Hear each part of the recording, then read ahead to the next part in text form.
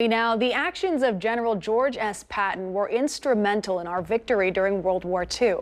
In this Memorial Day edition of Our Desert Past, Steve Sumrall examines how he influences our valley as well.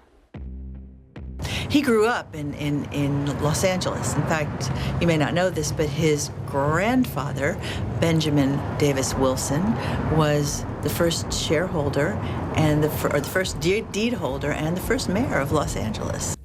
Helen Ayer Patton reflects on the life of her grandfather, General George S. Patton, who unfortunately passed away before she was born. Even though I didn't meet my grandfather, I feel like I know him through others, through not only family members, several who knew him, including obviously my parents, but not my siblings, and but mainly the veterans.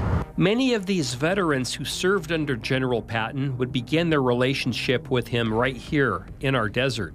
That's because this area was chosen by the general as the training ground in preparation for the North Africa campaign.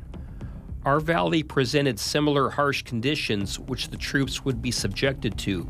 Because they were very much like North Africa. They had the same venomous animals, spiders, snakes, et cetera. It was hot. The guys had to walk for miles and miles with a heavy backpack. And, and they were harsh conditions. But the selling point for using this area was easy access to water. And the water, MWD water, was the reason that he actually chose this area, because he could tap into that water and he would have water for most of his camps. Very accessible.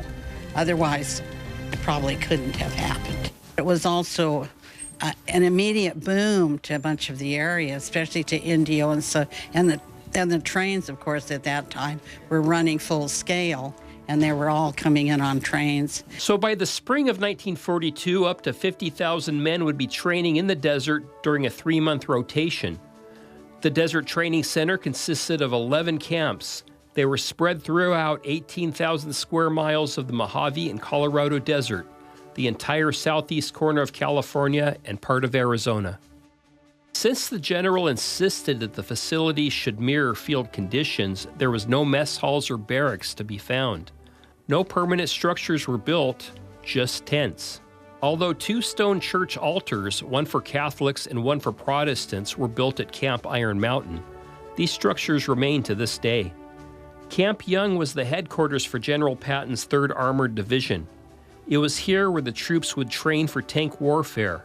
Camp Young was operational during the war and closed in 1944.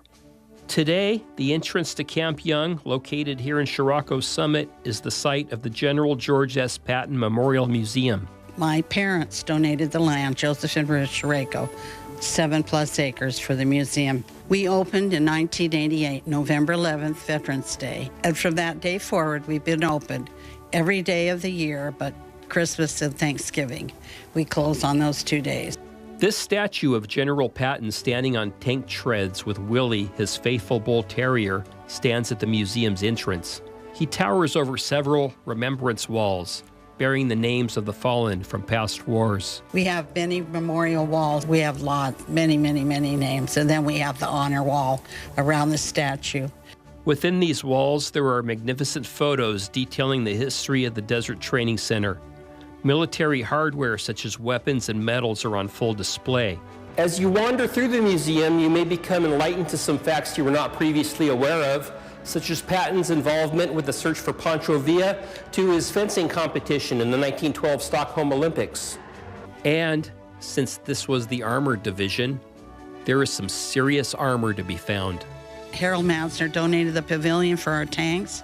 It's just fabulous. We have Shermans, we have M60s, we have Patton, we have beautiful big vehicle display areas, and it's 6,000 square feet. The Patton Museum is a treasure trove of American history. Its purpose is to not only entertain passing tourists, but to educate and inspire as well. It's always been the hope of the Chiriaco family that what is learned here is never forgotten. We need not to forget what was given and what people unselfishly gave to preserve our freedoms here in the United States of America. And we need to always remember and be thankful for those freedoms, because they don't come free. For Our Desert Past, Steve Sumrall, NBC Palm Springs, News First.